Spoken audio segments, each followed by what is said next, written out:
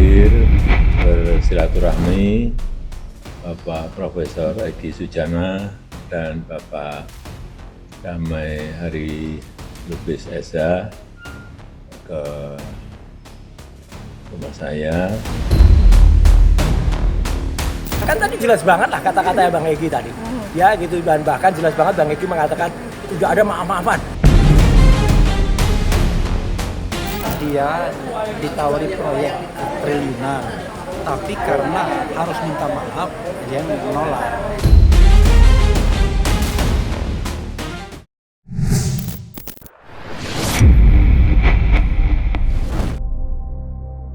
Kabar Egy dan Damai Haris Lubis yang bertemu dengan mantan Presiden Joko Widodo di kediamannya sedang ramai menjadi sorotan.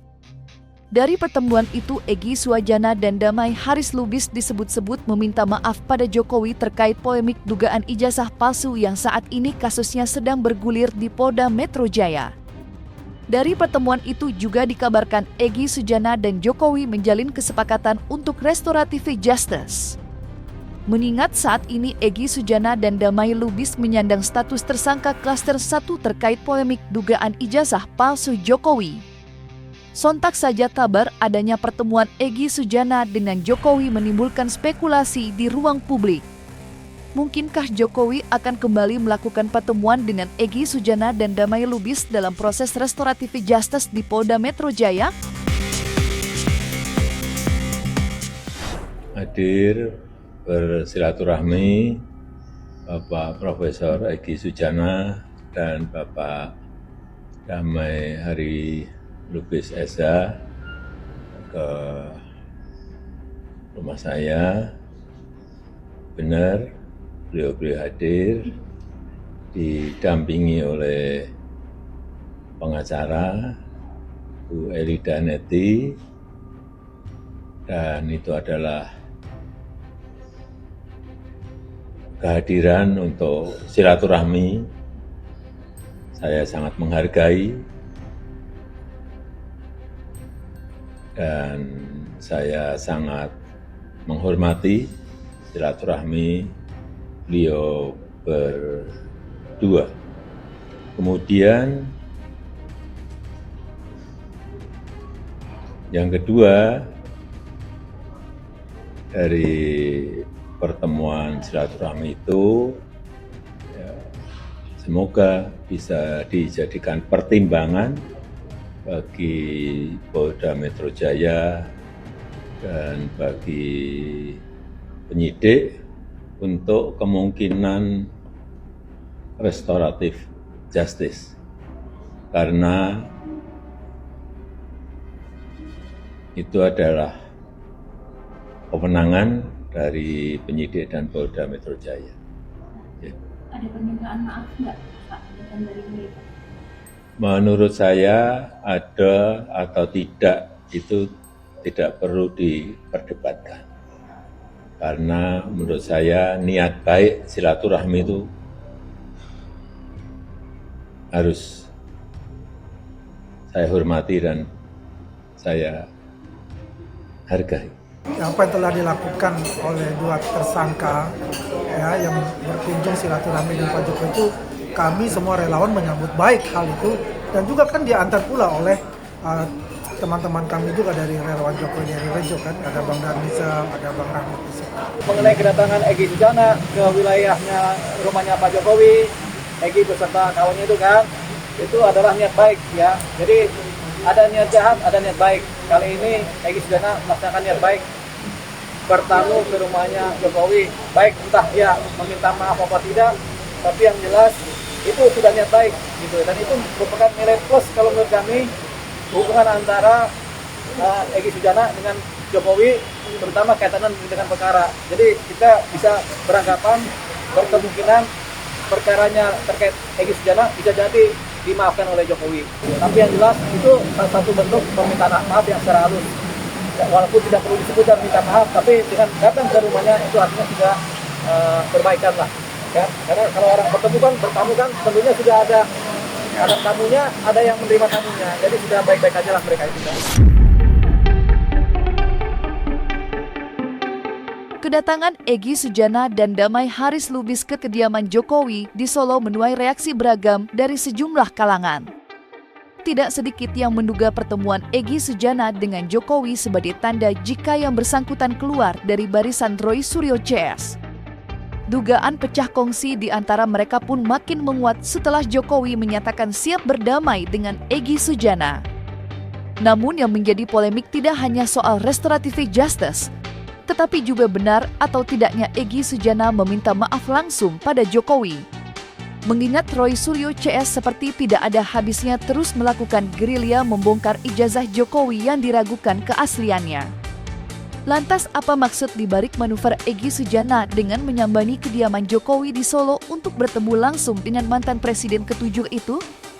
Benarkah jika Egy Sujana mendapat tawaran proyek senilai ratusan miliar? Saya memang gayanya begitu, memantik orang untuk supaya beliau itu saya pentil, ya apa? Saya sentil, ya gitu. Apakah beliau itu memang pejuang atau pecundang? Gitu. Tapi tadi saya dengar jawabannya bagus. Jadi makanya saya bilang musuh kita itu, ya berdelapan itu bukan diantara kita. Saya bilang ke Pak Egy, Mbak Damai Haris Lubis, kemudian juga semuanya termasuk Pak Rizal Fadila, termasuk Bu Kurnia Triwiyani, termasuk juga Pak Rostam ya, kemudian RRT, termasuk juga Pak Abraham Samad, kemudian dulu bersama-sama ya kita berdua belas itu, bahwa kita terus menegakkan kebenaran dan terus kemudian membongkar skandal ijazah ini. Bahkan tadi kita ditelepon loh, ditelepon langsung tadi kan jelas oleh Bang Rasman tadi mengatakan enggak ada maaf-maafan. Ya saya datang iya, lah kan udah jelas. Maka sikap itu ya Jokowi bahwa kami tetap atau kita itu tetap solid, tetap kompak dan tidak bisa dipecah-pecah, di-divide impera, bongkar-bongkar ya seperti ketika company dulu merusak Indonesia. Kita kan mengemukakan fakta. Faktanya itu adalah apa yang disampaikan Egy Sujana baik langsung melalui saya maupun melalui orang lain yang kemudian sampai ke saya. Dan itu sesuatu yang tidak dibantah. Ya, jadi itu apa adanya begitu. Nah, soal tafsir bisa berbeda-beda. Misalnya dia mengatakan pernah ditawarin proyek triliunan. Nah, itu kan tidak spesifik seperti apa. Tapi intinya adalah kalau dikaitkan dengan maaf-memaafkan, Egy Sujana bahkan melalui telepon mengatakan tidak maaf. Dia datang ke sana bukan untuk minta maaf. Bahkan dia memberikan bahwa membicarakan seperti Nabi Musa dan Nabi Harun yang mendatangi Fir'aun. Jadi walaupun bermusuhan tapi menasihati dengan lemah lembut, kira-kira begitu. Ditawari proyek triliunan, tapi karena harus minta maaf dia menolak gitu loh. Kan bisa saja orang kemudian datang kepada kita menawari proyek, mau nggak? Apa syaratnya minta maaf? Ya dia nggak mau. Sebenarnya kalau dibilang pecah kongsi enggak. Kenapa? Karena sebenarnya dari awal Mas Egy sama Damai Haris Lubis itu memang terpisah dengan rombongan lainnya. Ya kalau saya mau mengatakan 6 lainnya kan terpisah mereka. Nah, karena mereka terpisah, ya, tentu barangkali mereka merasa bahwa mereka diperlakukan tidak adil dan lain sebagainya. Karena itu menurut saya ya kesempatan untuk merangkul kembali sepanjang integritasnya memang bisa terjaga ya kan. Itu tidak apa-apa karena perjuangannya sama kan. Begitu. Bagi saya kalau sudah datang bersilaturahim itu sudah selesai maaf-maafan. Nggak perlu harus dizahirkan maaf-maafkan itu. Nah, ternyata pada waktu itu ada beberapa hal yang teknis yang tidak disepakati. Akhirnya, ya Pak Jokowi tentu dia punya sikap juga kan. Nah, karena tidak ketemu titiknya, maka akhirnya Bang Egy tidak jadi. Nah, saya berpikir selesai. Saya bilang ke Bang Egy, Bang, saya sekarang ketua umum kami Jokowi. Kalau abang di sana, silakan. Oke, nggak apa-apa Dinda. Oke, saya jalan dengan perjuangan saya, dengan keyakinan saya. Nah, tiba-tiba ketika gelar perkara khusus, Bu Ida Neti ini ngomong di media, saya juga kaget. Dia menangis, terus mengatakan kaget, terharu, melihat dan menyaksikan ijazahnya Pak Jokowi, SMA dan S1. Dan dia sempat meraba, melihat, bahkan dia mengatakan bersama dengan Ibu Kurnia. ada juga Pak Al-Katiri, kata Bu Ida. Nah ini yang mengagetkan saya. Saya masih berkeyakinan sudah ada saling maaf-memaafkan di antara mereka. Tapi karena gempuran serangan sekarang menuduh dia pengkhianat, menuduh dia sesat, masuk angin, dan lain sebagainya, sehingga Bang Egy harus mengatakan itu. Maka saya berharap penyidik kalau sudah ada restoratif justice yang diagendakan, tolong diteruskan saja. Ada beberapa upaya ya yang dimohonkan oleh pihak klaster pertama terkait pertemuan Bapak Egy Sujana dan DHL ya, Damai Hari Lubis, itu juga menjadi pembahasan. Itulah kepentingannya kami dipanggil, bahwa kemudian ada permohonan restoratif yang dilakukan pihak terlapor ya. Kami menyambut baik, kami menganggap bahwa ya tidak ada masalah kalau memang itu adalah upaya yang baik yang menuju sesuatu yang kenapa sih kita harus memenjarakan orang, kan itu persoalannya kan. Karena memang aktor intelektualnya di sini saya lihat untuk khusus ijazah S1 Bapak Insinyur Joko Widodo yang berkali-kali sudah disampaikan, baik itu keterangan dari UGM, baik itu keterangan oleh beberapa saksi dan lain sebagainya, masih tetap aja jadi kita uji aja di pengadilan kalau untuk yang itu. Tetapi kalau untuk Bang Egy dan Damai Hari Lubis, kita pertimbangkan hal itu sambil tetap berkoordinasi dengan pihak Bapak. Kalau memang itu dimungkinkan, maka kami tetap akan mengikuti apa arahan dari Bapak ya. Terkait dengan tadi pertanyaan sehubungan dengan RG atas kasus ijazah ya. Pilihan restoratif justice adalah pilihan para pihak. Kami sebagai penyidik tentunya akan berada pada posisi yang netral. Mana yang menjadi pilihan upaya hukum yang diambil oleh para pihak itu menjadi hak dari para pihak itu sendiri. Nanti ketika para pihak sudah memutuskan untuk mengambil upaya hukum dengan melalui restoratif justice, tentunya KUHP kita juga mengakomodir itu dan kita akan pegang itu sebagai pedoman di dalam proses penegakan hukum kita.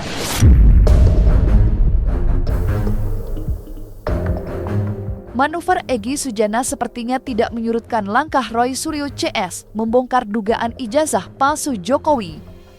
Selain masih berkeyakinan Egy Sujana tidak meninggalkan barisan, Roy Suryo juga makin mantap setelah Majelis Hakim Komisi Informasi Pusat mengabulkan permohonan Bonatua Silalahi agar KPU membuka 9 item salinan ijazah Jokowi ke publik yang selama ini ditutupi. Dengan dibukanya 9 item salinan ijazah Jokowi, maka dipastikan polemik kasus tersebut makin panas dan memantik perdebatan di ruang publik. Terlebih KPU dikabarkan akan menempuh jalur hukum dengan mengajukan banding atas putusan KIP ke PT UN. Dan mungkinkah dengan dikabulkannya permohonan Bonatuna akan menjadi babak baru polemik dugaan ijazah Jokowi yang sudah berlarut-larut ini? Ini sebenarnya saya kan kembali saya bilangkan bahwa ini bukan untuk saya, ini untuk publik. Dan ini kemenangan publik, artinya 9 item yang ditutup ini harus terbuka untuk publik. Dengan begitu publik bisa tahu nanti membedakan, apalagi yang punya ijazah UGM, yang punya ijazah legalisir UGM, dia bisa langsung bandingin. Punya saya tanda tangannya kok sama atau kok beda? Kok dekannya ini tanda tangannya begini, itu nanti akan dibukakan semua ya, yang 9 item ini. Termasuk yang tanggal-tanggal legalisir, kapan dilegalisir, tanggalnya ada, ini kan banyak disembunyiin. Jadi pada intinya ini adalah kemenangan publik. Semoga nanti publik, mau siapapun orangnya, mau dia presiden, gubernur, dewan, kalau dia merasa memang dia ingin tahu ijazah pejabat publiknya, dia harus berkirim surat ke PPID. Kalau tidak dikasih seperti yang kita alami ini perjuangan panjang ya Bang Bangga ya? Ya. Artinya makin menunjukkan bahwa ijazah itu bukan soal privat lagi tapi soal publik. Sehingga ini makin menunjukkan bahwa ini adalah soal publik. Karena soal publik, karena itu tidak bisa kemudian dijerat dengan pasal-pasal pidana karena mereka bekerja untuk kepentingan publik. Di situ juga masih ada ruang 14 hari untuk melakukan banding ke PT UN. Saya yakin KPU akan banding. Ya udah kita lihat saja. Prosesnya bergulir. Nah, saya katakan tidak ada wacana yang paling baik di luar intelektual yang kita lahirkan kecuali kita melakukan proses hukum, yaitu melalui lembaga terkait, PT UN, PN, dan lain sebagainya. Itu penyelesaiannya. Ketika kita tidak meyakini ruang publik yang terbuka ini membuat kita bertambah gaduh, maka rule of law pakai salurannya. Apa salurannya? Peradilan. Nah, jadi ini poin penting. Kalau begini terus, kalau Roy Rismond Tiva sudah dikirim ke kejaksaan, maka yang sisanya ini 3 lagi di luar Bang Egy sama DHM, ya segera limpah. Itu saran saya. Apakah ijazah diperlihatkan atau seperti apa? Pastilah. Karena pengadilan itu berwenang untuk memerintahkan pihak terkait untuk membuktikan.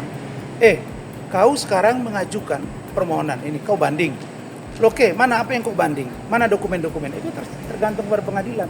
Maka saya katakan kepada Bung Refli Harun, kalau kita sudah tidak percaya dengan kepolisian, kejaksaan, peradilan, terus gimana?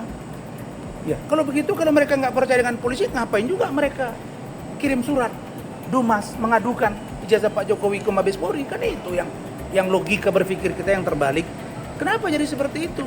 Nah, selagi hidup di bangsa ini, ya perbaiki bangsa ini sama-sama itu. Kita tunggu apakah dalam jangka 14 hari ini KPU akan melakukan banding ke Petun. Tapi saya ingatkan tolong KPU bahwa Anda jangan pakai duit rakyat melawan publik. Jangan pakai duit publik melawan publik. Tolong DPR awasin, jangan kasih mereka anggaran untuk melawan publik. Terus terang, saya tidak akan mau melawan mereka di Petun. Biar publik akan menilai apakah mereka tidak punya empati memakai uang publik melawan publik. Saya kan publik, ini untuk publik. Ini nanti saya serahkan semua ke publik. Saya tidak akan rahasiakan nanti yang disembunyikan itu. Saya akan panggil teman-teman pers, saya akan kasih ke publik. Artinya kalau mereka mengajukan banding ke Petun, itu sama saja dengan mereka melawan publik. Mereka menyuruh kita yang menggaji mereka dari pajak-pajak publik melawan kita juga. Mereka dikasih kesempatan 14 hari berpikir untuk banding atau tidak. Kalau mereka tidak banding, ya langsung diserahkan 14 hari setelah ini. Nanti Komisi Informasi akan menagih itu. Sudahlah, kita sudah capek dengan persoalan ijazah ini. Inilah titik kulminasinya. Inilah titik klimaksnya bahwa di sini KPU bisa menjadi pahlawan di bangsa ini. Ya, jadi KIP sudah melakukan tugasnya dengan sangat baik dan menjadi instansi yang betul-betul mengadili Jokowi. Menurut saya di sini. Dan perjuangan kita sebenarnya sudah selesai. Sekarang tinggal bagaimana KPU dengan bijak menyikapi dan tidak usah banding menurut saya, dan serahkan saja karena ini adalah hak rakyat ya Pak Bonatua ya. Kita berterima kasih kepada seluruh publik yang mendukung, selalu mengangkat isu ini dan tidak mau isu ini berhenti sebelum benar-benar selesai. Saya harap persoalan ijazah ini jangan pernah kita lupakan sampai selesai.